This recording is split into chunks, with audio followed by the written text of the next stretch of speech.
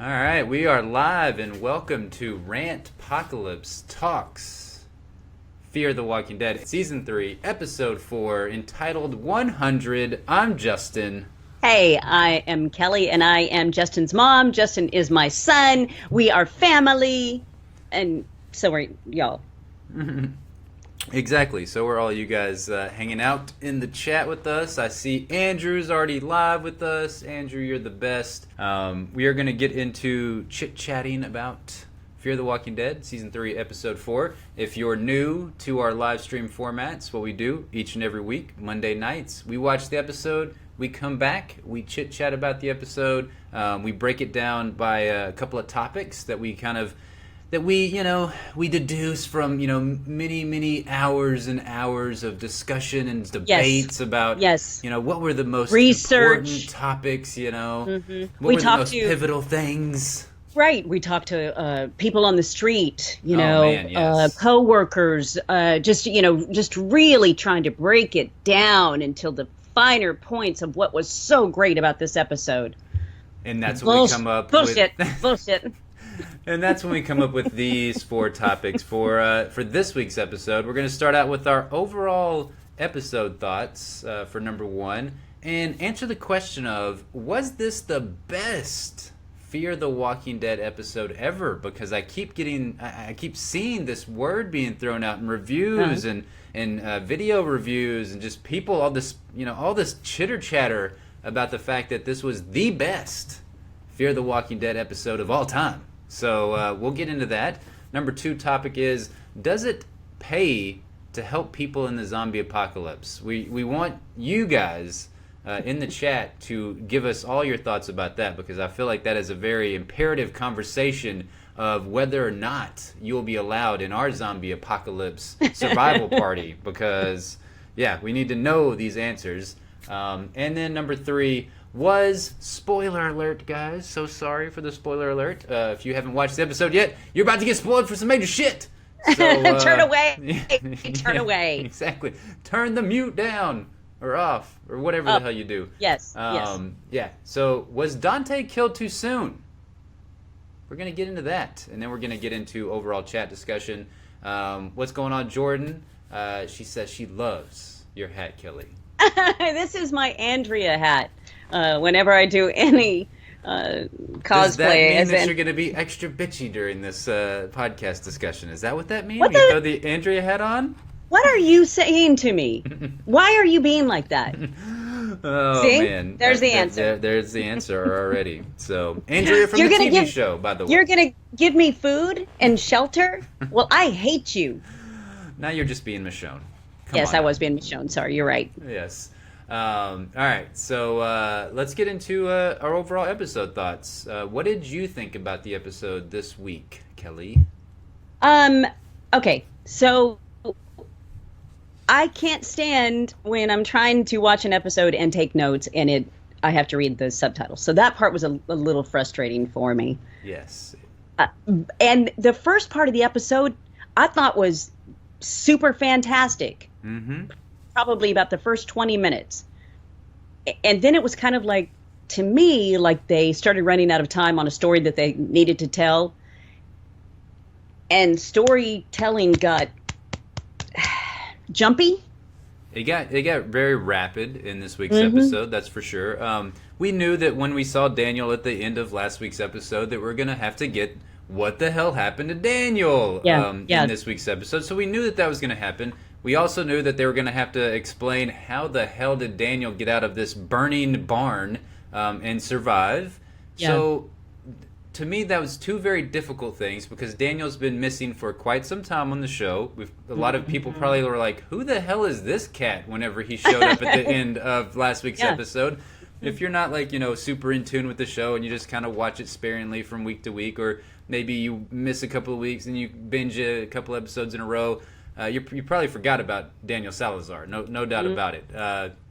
So it was going to be difficult for them. They had some challenges before this episode even started of what they were going to do with the storyline to make it believable, to make it interesting, and to reintroduce Daniel Salazar back into the show. So you're right as far as the first 20 minutes. Like I thought they were really, really, really good. Those first 20 minutes, I loved seeing Daniel as he's just struggling, walking through the street and everything, and the fact that I thought that they did a really fantastic job of showing his leg. Oh my God, the burn marks on his leg, and the fact that his pants, the fabric had burned into his skin, and it was melted gruesome. into it. And I could smell it. It just I just knew it was awful. I love that he was saved by a dog, and this time they did not kill the dog. That part was that was great, and I love that it was a German Shepherd because obviously, of course. Yeah. Did you like that he pulled the Glen Ree move and went underneath the car? It wasn't a trash can, but it was a car. It was about the only move that he could have made at that point, and I thought for a second maybe he was going to get munched on the leg, and we were going to do a Herschel on him. I did. I thought that was going to happen. I thought they were going to pull out the old hatchet and just hack his leg off, but we knew that didn't happen because we saw him. We saw him sort of standing at the end of episode 3. Actually, I guess we wouldn't have noticed. He could have been on a crutch or something like that. Right. So you're right. That's very true. But I will agree with you on the fact that this episode, it suddenly started to take a turn where they were doing a really nice job of a slow burn with the storytelling and getting us up to speed on what happened to Daniel. And then just all of a sudden the floodgates opened, and holy shit, we're throwing people off dams. We're torturing people. It just progressed really quickly. Not going to say it was a bad progression because I don't know if I would have liked them to spend like 2 or 3 episodes telling the Daniel Salazar story, but it did go pretty fast.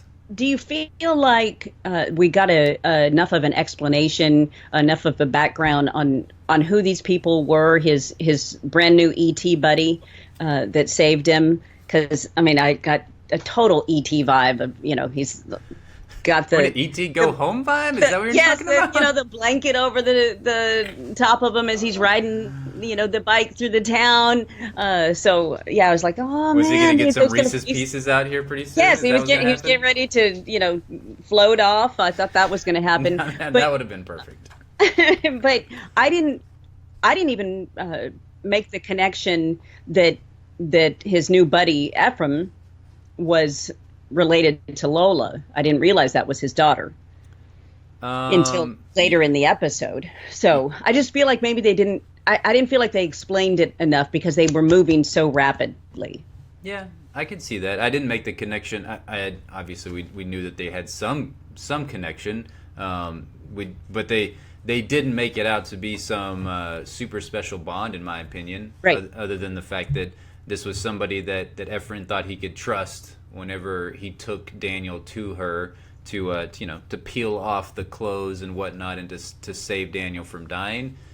Yeah, I don't know. I would agree. Overall, I think that it did progress very rapidly, but I can't say whether or not that was a bad thing for me. Just because we've seen Walking Dead storylines progress rather slowly, and I'm not trying to get in the old comparison game, even though I've got an article that I thought was pretty interesting from Forbes that is all about that is all about comparison. But no, I think it was okay that they did that for the storyline. Now, when we get into topic number 3. I feel like that changes my perspective and viewpoint on how quickly the episode progressed. But up until that point, at the very end of the episode, I thought that it was nice. I thought it was a pretty cool transition, honestly, with where we were getting all of this in-between story of what happened to Daniel from the moment that we saw him burning in the barn up to the moment we saw him outside of Strand's prison cell, giving him the water and everything. I thought it was a nice tie-in. I really liked the Ephraim character. I thought he was cool. We were talking about it before we started this live stream.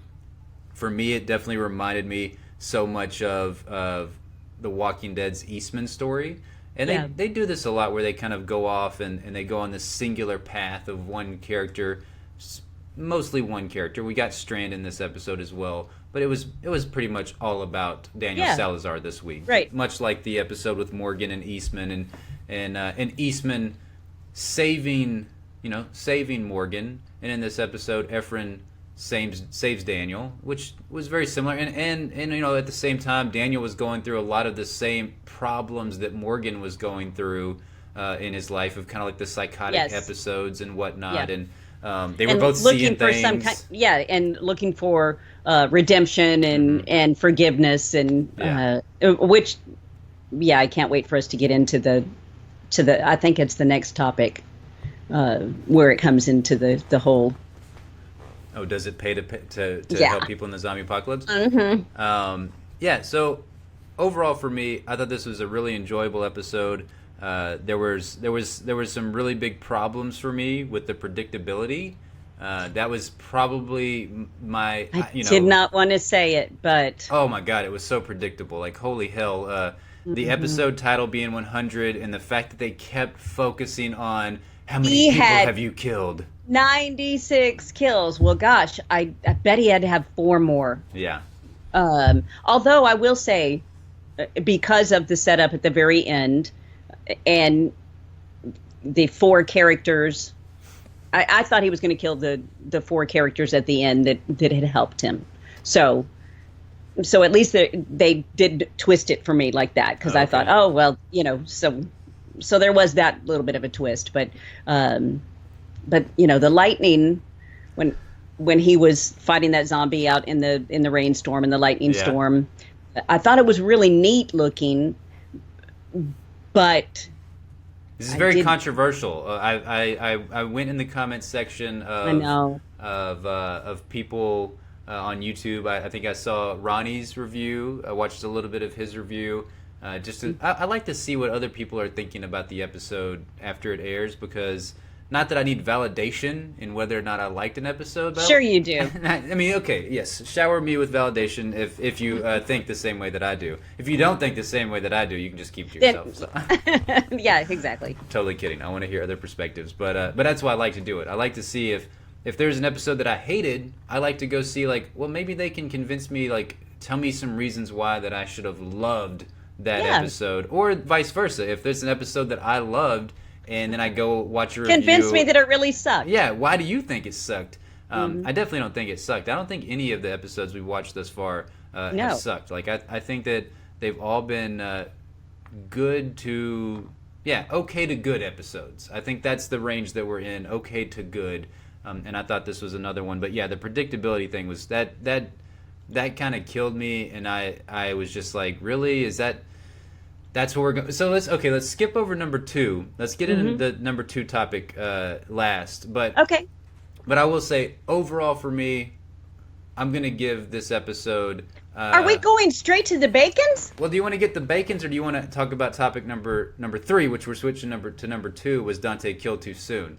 Let's get into that. Then we'll give the bacons after that. Okay. So, okay. I mean, I thought you were going straight to the bacons, and I mean, we saved the bacons for wast. Well, we won't go wait until all the way to the end about everything. But yeah. So we'll get into was Dante killed too soon, and then we'll give our overall bacon score. Elizabeth said, "I'm so stupid. I didn't even get that. 96 plus 4 equals 100." No, you're not. You're not stupid. I feel good that that I'm so smart. You're a genius, Mom. I mean, come on. Little did anybody else know. Oh, that you suck. Okay. All right. So topic number 2, which we switched around, was Dante killed too soon? I know my answer. Do you? Okay. Yeah. I'm just going to say, I think he was. I think that there was some more that we could have, I called him the mayor of Watertown. The Watcher Cartel. Yeah. I thought he was an interesting character. Yeah. We barely got to know him. Actually, we didn't get to know him at all. He was a very snappy dresser, which is nice in the zombie apocalypse, to see somebody that is clean and dressed nice, and he's, obviously does, planking. Or some sit-ups or something. So he's very trim. I felt like it was too soon, personally.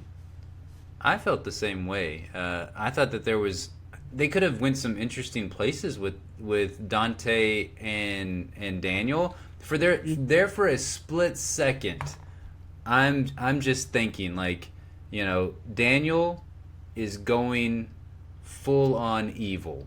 And we've talked about it so much with this show, with Fear the Walking Dead, that I think we both are under the impression, or under our own viewpoints, that it's more interesting if Fear the Walking Dead goes that way. If it goes the route of, this is the story of how good people became villains. Not to say that Daniel Salazar was a good person, but he was trying to be. No, because he was not. Oh, please. He might have taken a quick little break while Ophelia was growing up. Yeah. I completely forgot that he was a barber. I did too. When he tells Ephraim, have you ever had your hair cut professionally? And then he cuts it, and I'm like, the answer is still no. Because... Are you saying something about Daniel's haircutting skills? Not good. It was not good. It did look like he just, he more or less could have just put a bowl on top of Ephraim's head and just said right around it. Yep. So, but he's like, I'll make sure and get all the ladies in this world because you have a crappy haircut. So you think that was Daniel's way of cock blocking him, is what you're saying? Okay, exactly. I mean, Ephraim, he had some sweet long hair. He did. He had this like super awesome personality about him. My God, he was had a very sweet bite. Sweet. Yeah, he did. Yeah, he knew where the water was. He knew where the water was. All the ladies. He had everything going for him until he met one of our characters, which I find to be the case in a lot of, it's always true. It's true with The Walking Dead. It's true with Fear the Walking Dead. I mean, they're walking, ticking time bombs. Yes, don't hang out with us. Yeah, they should have a big sign on their shirts or whatever. This just says run. Yeah, exactly. You don't want to be our friends, that's for sure. But getting back to Dante. I thought there was something there. I thought he was a very interesting villain, something that we really haven't seen so much in The Walking Dead in the way of, I don't know, for some reason the Walking Dead main show, water is ultimately plentiful everywhere. But I guess it's because they were in a different part of the United States, different part of the country, in the sense of a little bit drier in the parts of Mexico that they're in, I guess. Maybe irrigation not as strong there. Rainfall not as much. But yeah, it just has never seemed like a big issue with The Walking Dead. But in Fear the Walking Dead, water is a big ass issue. I mean, if you don't have water, you're ultimately going to die.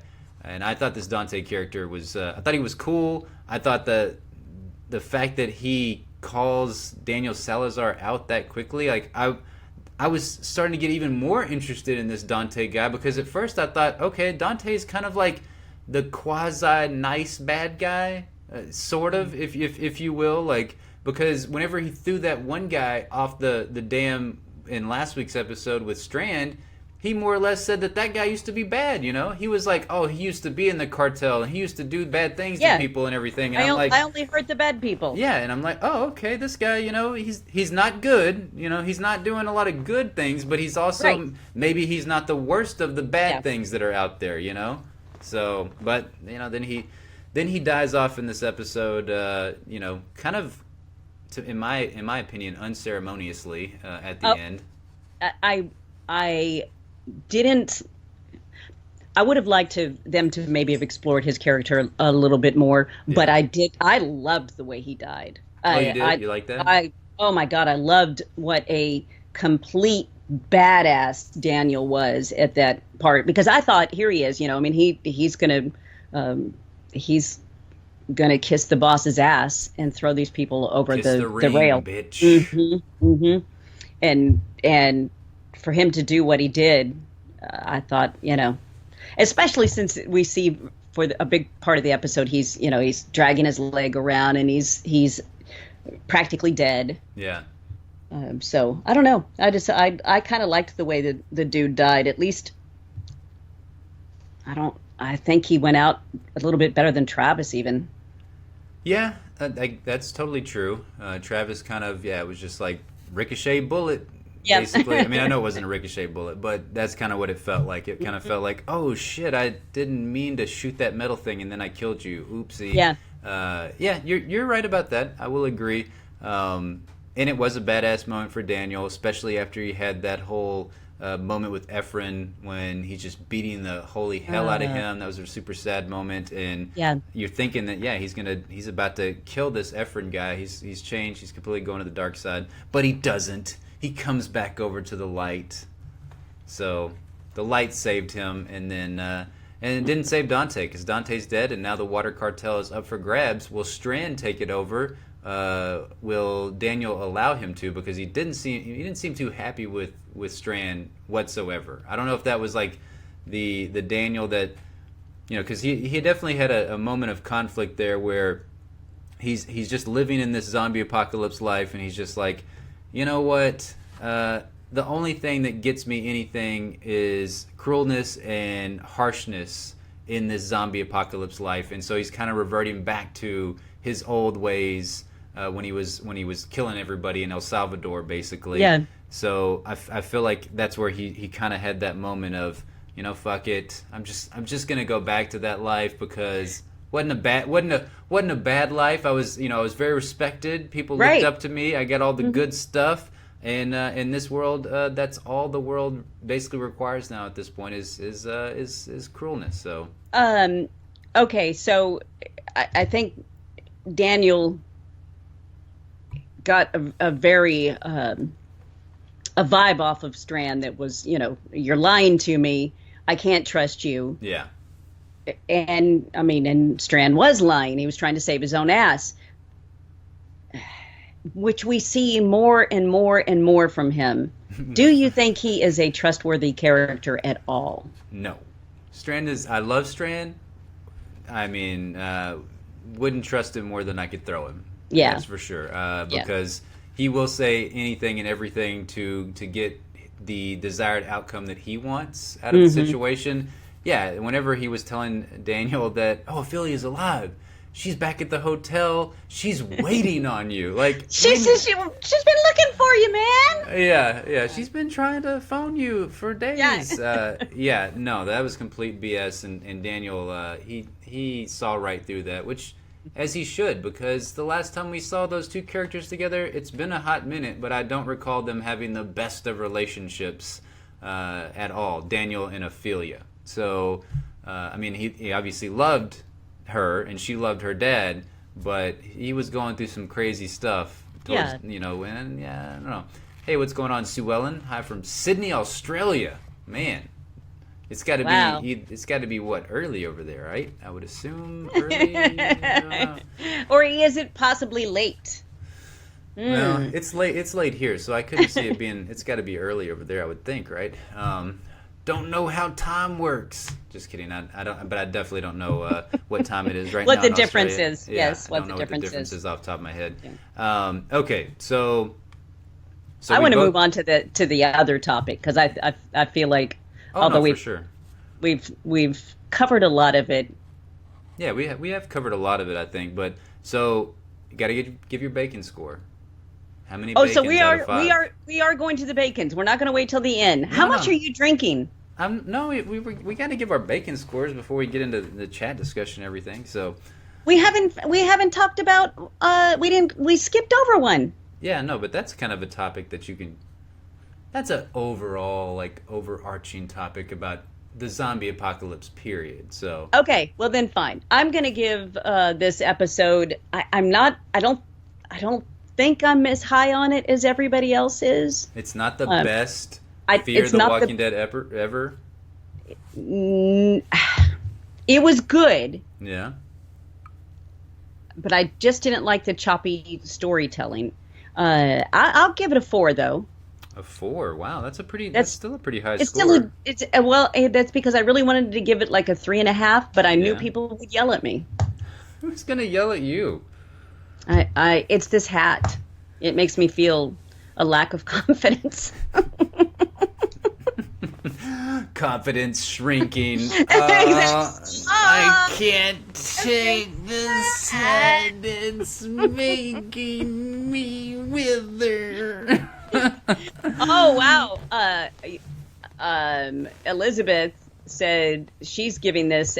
She's yelling right now. See, I told you people were going to be yelling because she gives it a 5. See, I knew it. Okay, so yeah, I changed my score. I'm saying, did I say 3.5? I meant 4.5. No, you said 4. Then you went to 3.5. I'm just like, what? Who? What's 4. It was a 4. It really was. It was a good story. Let's go with 4. Do we like 4? Let's go with. Oh, what about you, Justin? Do we like 4? Please, somebody love me, Just please. love me. All I want is love. Yeah, Andrew said 5 out of 5 bacons. Woo. Oh my God! What Okay. Let me just say this, and I will say Elizabeth probably had the same issue, although maybe she watches it more than once for her podcast. Oh, I've got to say this. Listen, She just. I'm just.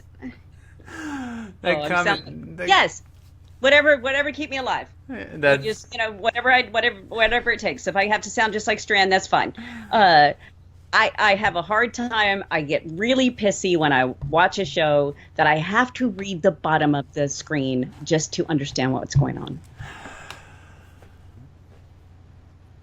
Sorry. Come on, Mom. You gotta be cultured a little bit. You gotta be like, oh man, look at me, look at me. I am so cultured. I am learning so much Spanish just by watching a TV show. It's okay. I'm an ugly American. Yeah, no, it's okay. Like I totally understand, because for us especially, if we're just watching the show, it is different. We are trying to take notes and stuff. And not to say that our notes are any better than somebody else just watching the episode and not taking notes, but hey, what we're old, we can't remember shit, so we have to take a lot of notes during the episodes, and we typically only watch Fear the Walking Dead once before we get back on here and do our live stream about it. So I totally get it. I think that it fit perfectly with this episode, though. I thought that it needed that. I thought that did. I thought that was something that kind of like it immersed me even more in the storytelling. What an ass kisser! Good God. Go ahead. You do your bacon score at first, Mom, and see how that flies, and then I'll change mine to fit whatever. No, hey, Sue Ellen agrees with you. She said, "I don't like having to read screen either. You can't go and get a cup of tea and still listen to what's happening." No, exactly, Sue Ellen. Sometimes we're passive, aren't we, on our watching? Sue Ellen loves me. Yes, Sue Ellen still loves you. I mean, Andrew loves you as well. He said, it's your decision, Kelly. If you think it's 4 out of 5, nobody's going to say you're wrong apart from Justin.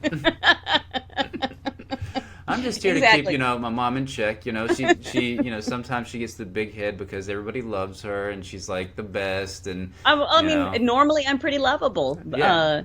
But I put on the Andrea hat and suddenly shit goes wrong. Yep, suddenly shit does go wrong. You're just completely screwing over Rick and the gang, and I mean, come on, how dare you? Yeah. Okay, so that being said, for me, this episode was not a 4 out of 5 bacons. It was not a 5 out of 5 bacons. It was a 3.5 out of 5 bacons for me. So, yes, I do not think it was the best episode of Fear the Walking Dead ever. I do think that it was a good episode of Fear the Walking Dead. I was, I was immersed in this episode. Thought it was good. Thought it was a good story. I thought they tied everything together pretty nicely with Daniel Salazar coming back into the fold. But again, I will go back to the well. I'm going to go beat that dead horse. What are other some things that you say whenever you go back to things too far, far too often? But the fact that they killed off yet another, in my opinion, very interesting villain type, that takes it down a couple of notches for me, because they keep doing this with Fear the Walking Dead. They'll get these interesting characters that are the villains of, for all intents and purposes, they're the villain, and then they just kill them off so damn quick. I'm like, come on, we we could have got more out of this dude. He could have been interesting. And then if they don't have something in their back pocket, because see, if they've got something great in their back pocket, then I'll eat my words and I'll be like, all right, that was a 5 out of 5 episode. Like going back and like doing a retrospective of this episode once we watch the whole season. Right. You know, my opinions can change, but typically their asses don't have anything good in their back pocket. They just go on to the next little villain of the week. You know, and I'm just like, no, I don't want that anymore. I want like the real deal. You know, spit in your face, kill everybody villain on Fear the Walking Dead, unless it is our characters that are the villains themselves. Which, I mean, there's a distinct possibility that Madison is going to be that character. I think Madison is probably going to be a bigger villain than Daniel Salazar ever thought about being. I really feel like she's going to stink shit up big time. Stink shit up. She's going to stink shit up. You heard it here first. Madison, put that on your Fear the Walking Dead poster. Madison is going to stink shit up big time. I have great hope for the Ottos, especially for Mr. Otto, Jeremiah. Yeah. That he is going to be a great villain. I don't know if he will be a villain that gets to stick around long, but I'm hoping he will. There's just something about that actor that I love so much. So, yeah. And the idea that eventually maybe we get him and Ruben Blades, you know, in the same world. Yeah, that's going to be great.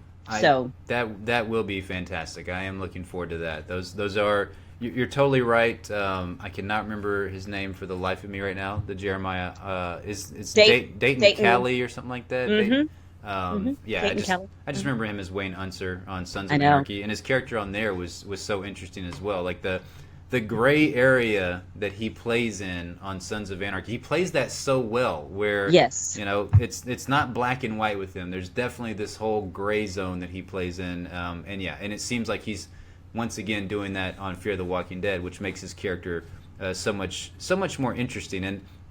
And that is what that Forbes article got into.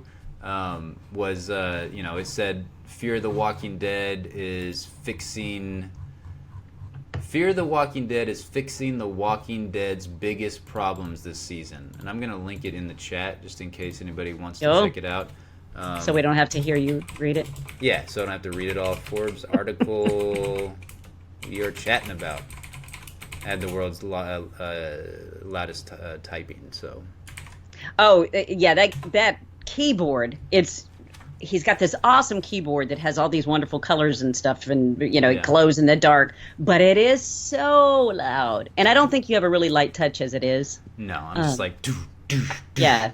Yes, I'm definitely bad about not hitting it. But so that is one thing that they talk about with Fear the Walking Dead, as opposed to The Walking Dead and the Ottos. So they say Jeremiah Otto, played by veteran actor Dayton Callie, is not a villain per se, but a character that seems to have actual dimension.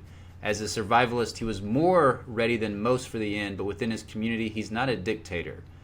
He comes off like a nice guy, but has a bit of an edge on him when pushed, which we saw in last week's episode whenever they were having some of the flashbacks with his one of his wives and everything. So I'm like, I can't keep up. I mean, come on, Jeremiah Otto, you got so many wives, I can't keep up with them. And I like this line. It said his two sons, Jake and Troy, are essentially like the two halves of their father's personality. Jake appears to be an all-around good guy and what I assume might be a love interest for Alicia. Troy is a psychopath, executing prisoners to try and learn about the dead, but his insanity might actually make him become friends with Nick, who is crazy in his own way. Right. And that's when they get into the point I'm making is that these characters have various shades of gray, which makes the Ottos more interesting than most Walking Dead newcomers. Are they heroes? Are they villains? Can you even break people up into clear-cut groups like that in this world?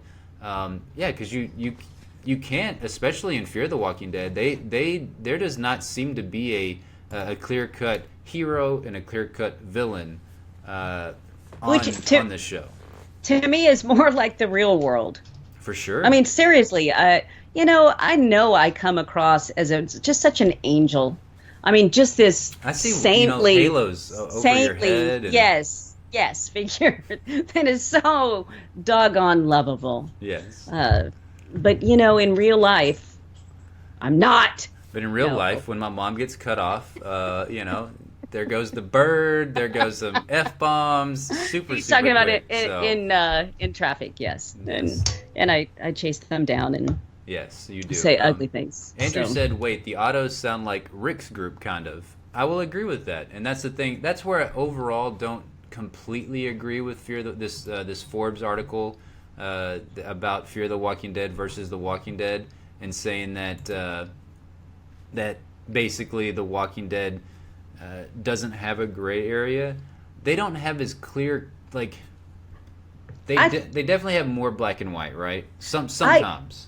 I feel like now that The Walking Dead has gotten to the point of Rick, like you say, Andrew, Rick's group is. I mean, there's so many shades of gray. I mean, we've got Rick that we've thought is just this wonderful, wonderful human being, and we've seen how he's had to do some just horribly dark things to stay alive. Yeah. But it's okay because we still don't think of him as a villain. So I think they've got wonderful shades of gray. I do too. Currently in Rick's group.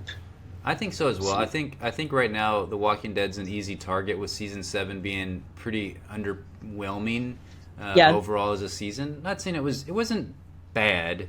It just wasn't blow your hair back great or anything. And so right now The Walking Dead's a very easy target. And I think Fear the Walking Dead, again, compared to the train wreck that it was in season 1 and half of season 2, it looks a lot damn rosier at this point. It's finding its footing, yes.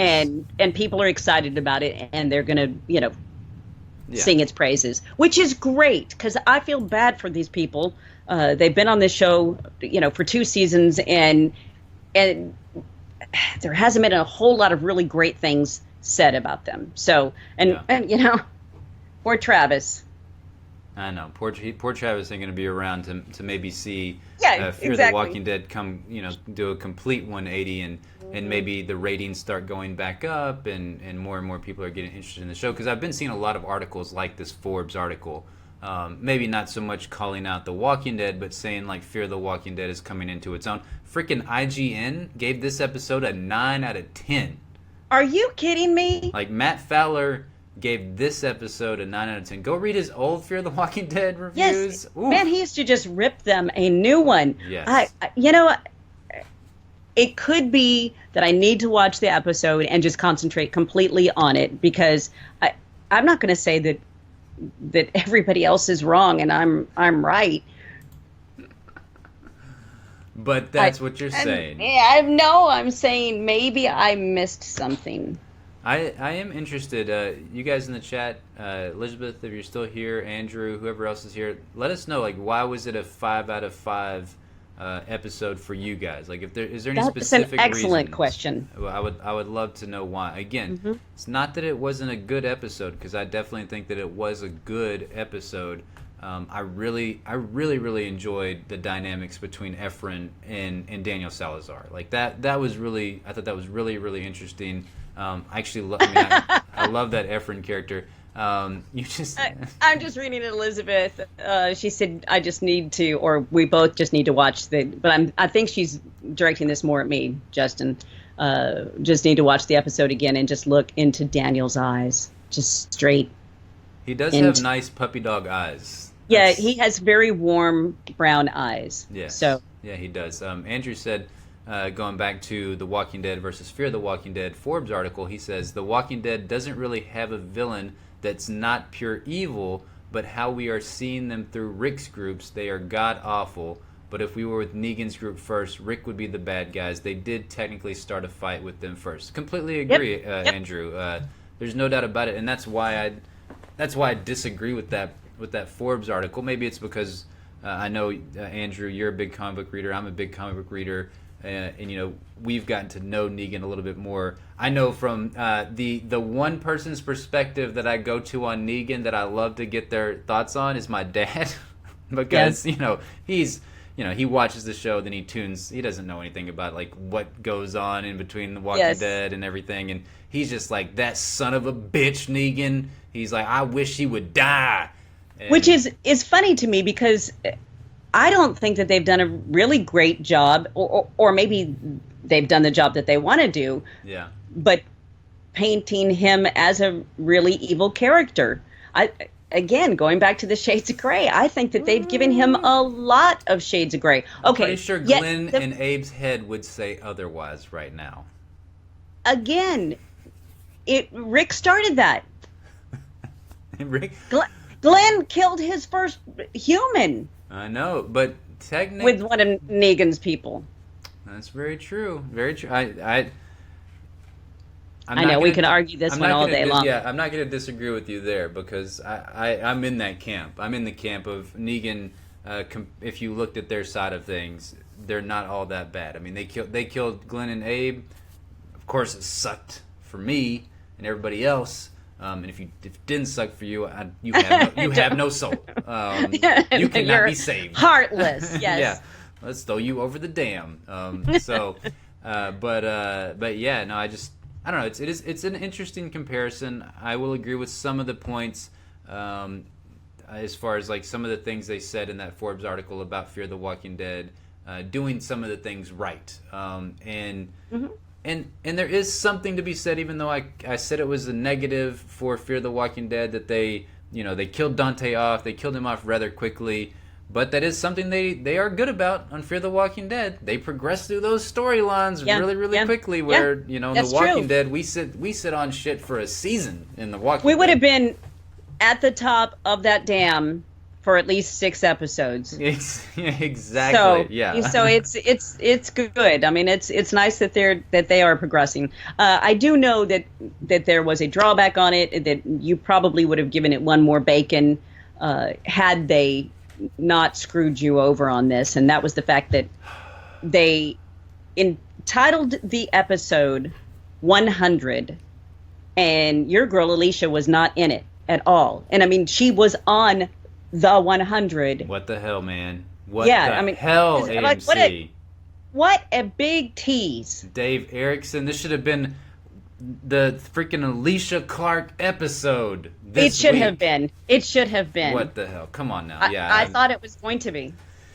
Yeah, I mean, every week that my girl's not in an episode, that's an automatic, probably 1.5 Take a bacon. bacon. That's a 1.5 bacons out for me. I mean, you're never gonna get a 5 out of 5 bacons from me if Alicia's not in the episode. So I like what Sue Ellen had to say. She said, episode's not a 5 out of 5 for me, but storylines and character development making Fear much more interesting than previous seasons. They seem to have found their mojo. Yeah, I completely agree. Yeah. I think they've definitely found their mojo. It's getting better.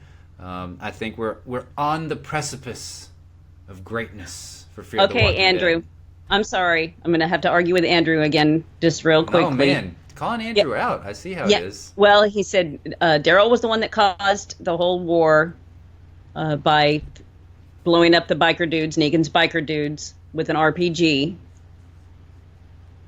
They were trying to capture them. Negan's people were trying to capture them and take all their stuff and I think hurt them. Oh yeah, they were definitely going to kill their ass.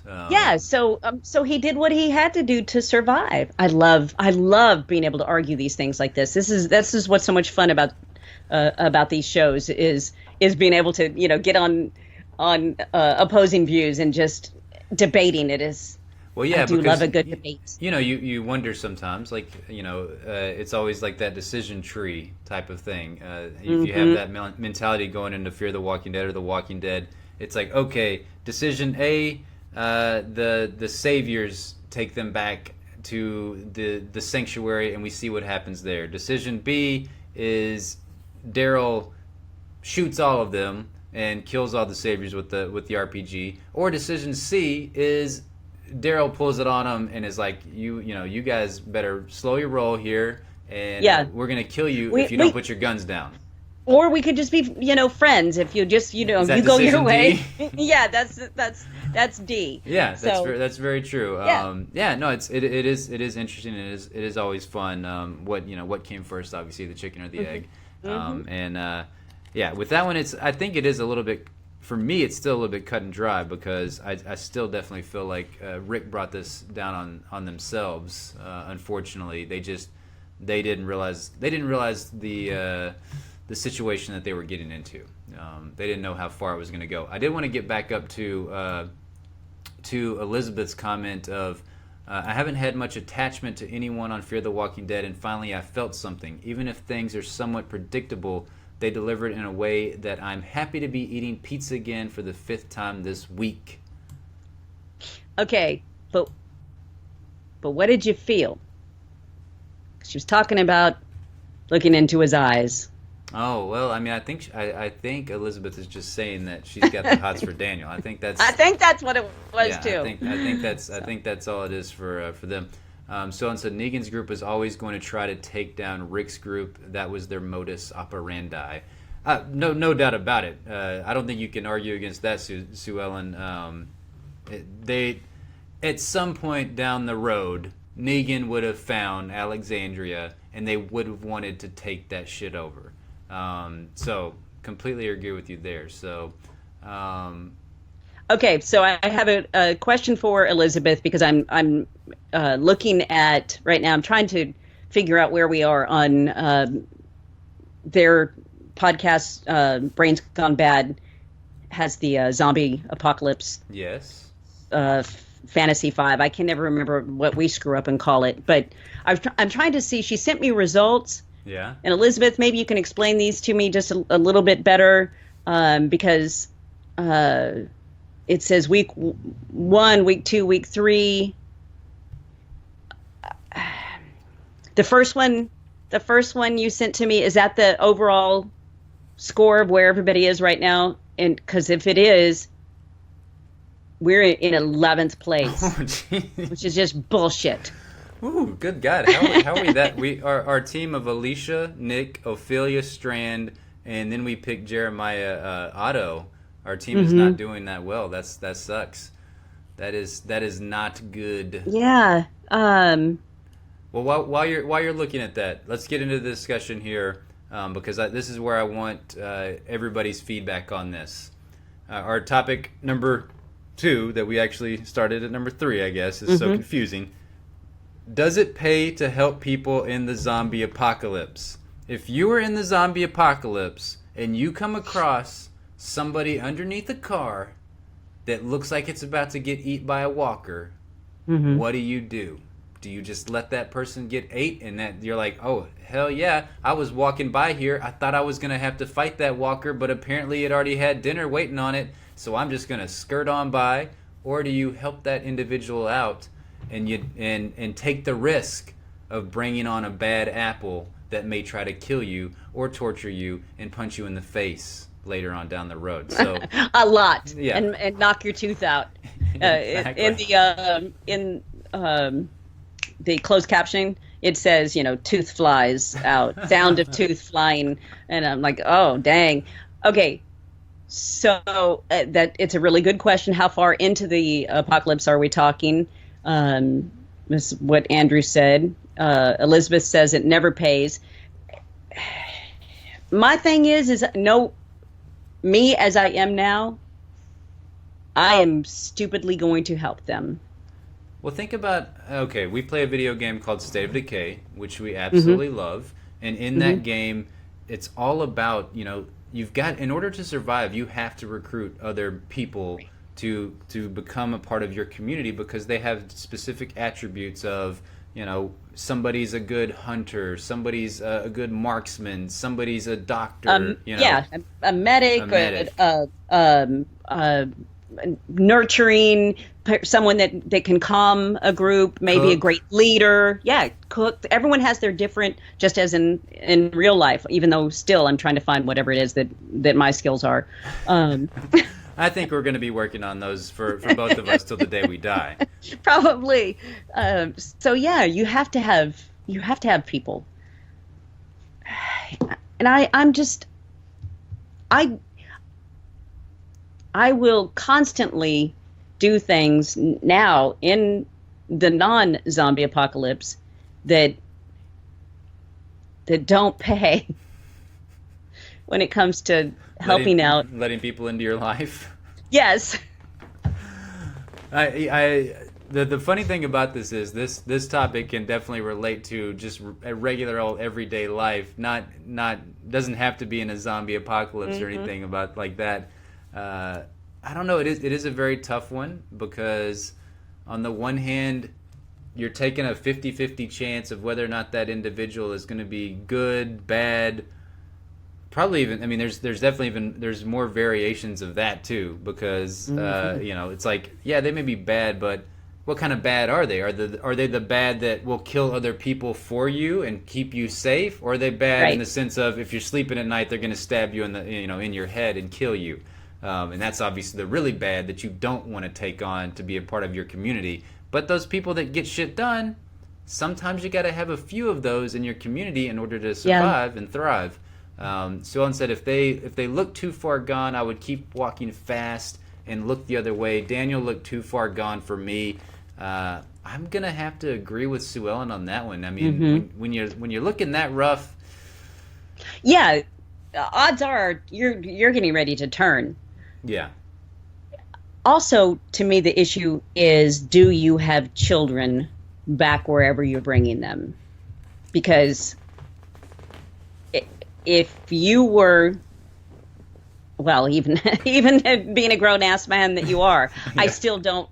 I don't want to bring someone around you that I feel would endanger you. Gotcha. So, thanks, Mom. Appreciate that. You're the bestest mom. I take all those mean things I said about Yay! you. Thanks. Away. So I think that would play into it heavily as well. So. Yeah.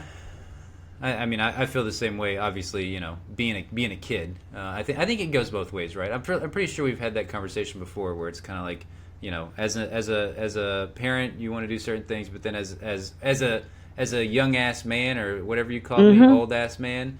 So. I think I might have called you an old ass man. I think so.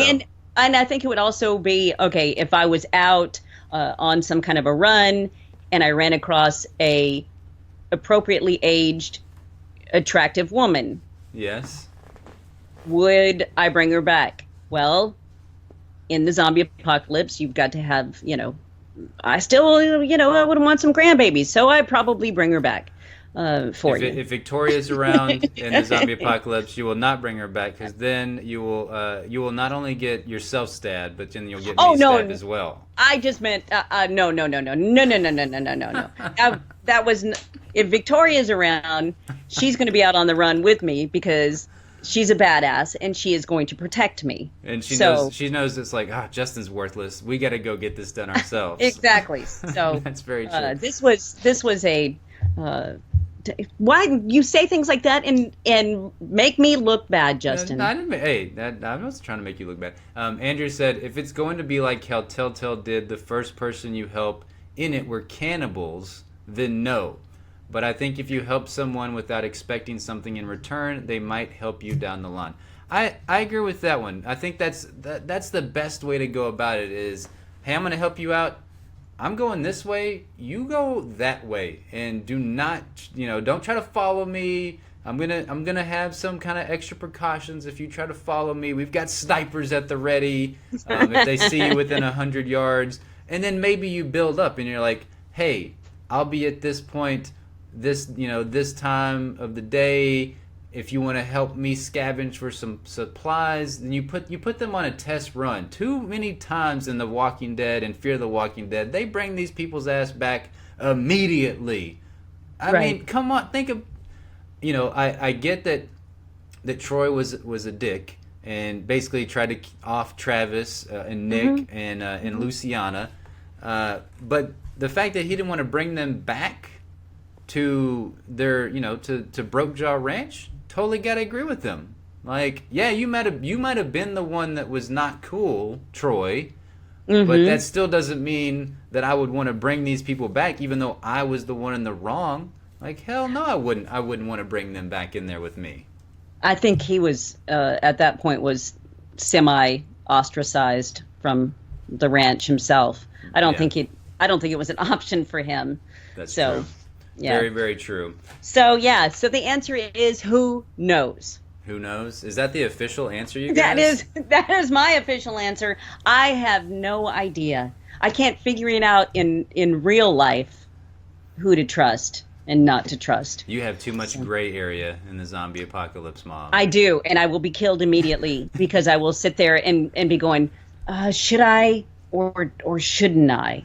That's very true. I think it's very tough because again, like we said, in State of Decay, you bring back a lot of people that you're like, holy shit, I got to get rid of this dude. Like this guy's annoying. He whines all the time. Apparently, snoring would be a big deal because Yes. if they snored, they're gonna bring walkers. So Right. it's not even the big things like will this person or will not this person kill me.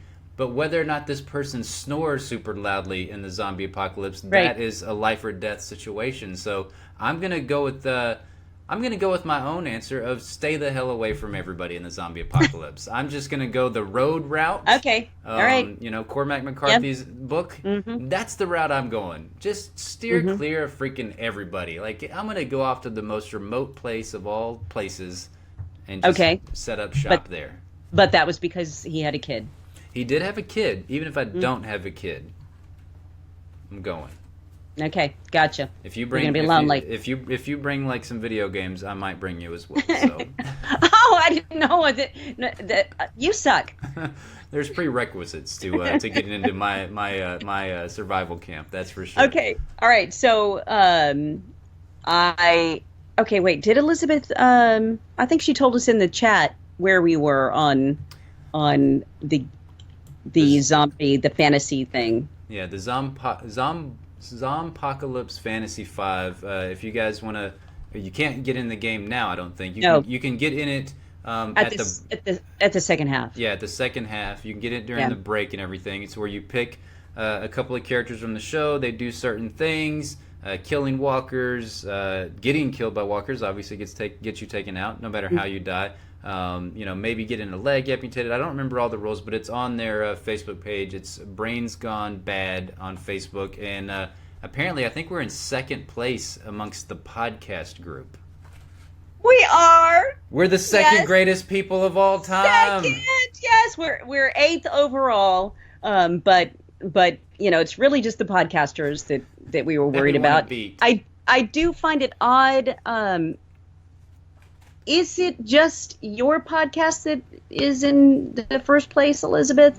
Yeah, or exactly. Is it Brains Gone Bad is above us? Is that what you're trying to say? I call rigged. And just in case you didn't hear us earlier, our team consists of Alicia, of course. Oh God, how many times are you going to say Alicia like that? I mean, Alicia. I'm thinking about going back to the 100 and watching that afterwards, and go back to the older seasons. Alicia, Nick, Ophelia, Strand, and then Jeremiah Otto was our Are you wild sure card. about that? Yeah. No. Yeah, that's our team.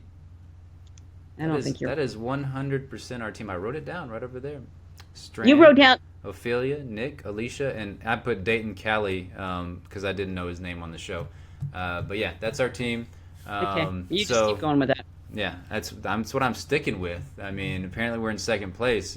Hopefully there's more than two podcast teams because we just cheered. We just cheered for the fact that we were doing so well, and then if there's only two podcast teams, that's not so great. All right, well I think that wraps up our discussion on Fear the Walking Dead. Andrew said, if you say Alicia too much, it's like Candyman. LOL. That movie scares the pee out of me. Still to this day, I can just think about that movie. I remember there's like one scene where it's like they're in like this nasty, shady bathroom, and the candy. Oh, it's super scary. It's super scary. So, I do want to get to this real quick. Sorry, I know it's where we're going. Sue Ellen said, I spoke to an emergency services person, and they said studies have been done about how to survive major emergencies or society breakdown. And they said it would be impossible to survive if only one or two people hung out together. Would need a group with different skills to survive major events. Well, that person was wrong, Sue Ellen. So, no, I'm just kidding. That person was that is probably the only way that you will ultimately survive. You've got to have a community. You've got to have people that you can rely upon. It's just really hard to find those people. Yeah, and you have to just think about the fact that, if you're just a couple of people together, it's not that hard to be injured. And if that person gets injured, then suddenly, you have to rely on one person to create the shelter and bring in all the food and do all the protection. So, yeah, I so far, broke neck. What is it? Broke jaw? Broke jaw ranch, yes. Broke jaw. I always think broke back. I'm sorry. Brokeback Mountain, yes, I know. You love some Jake and Heath action. I know. We've gotten to that so numerous times. It's so great. Come on. It's really hot. Okay, can we cut that part out? Oh, shit, this part's live. But yes, I mean, so far, their ranch doesn't seem so bad, so. You just gotta hope that you don't have Porch Dick Pete as your doctor. And then you're good. Then you're golden. Everything's all right. Yep. Everything is all right. All right. Well, thank you guys so much for hanging out with us in our live stream chit chat about Fear the Walking Dead Season 3, Episode 4.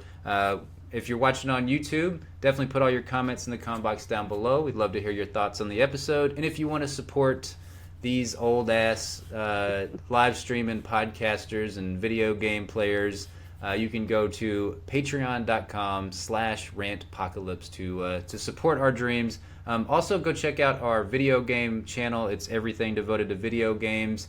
It is called Old Ass Casuals. So we couldn't have thought of a better name for both of us.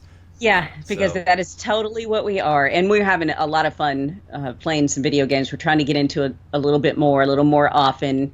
And so far, I'm loving it. Yeah, I am too. It's been an absolute blast. So you can go find that on YouTube, Twitch, Mixer, Facebook. We have a Facebook page as well. Just search for Old Ass Casuals, and it'll pull us up right there. So that's all we got. Thank you guys for hanging out with us, and we hope all of you guys have a fantastic rest of your week. Bye-bye for now. Bye. Thanks for hanging out with us. Y'all are wonderful. Blowing kisses and making the noises, too, of the kisses.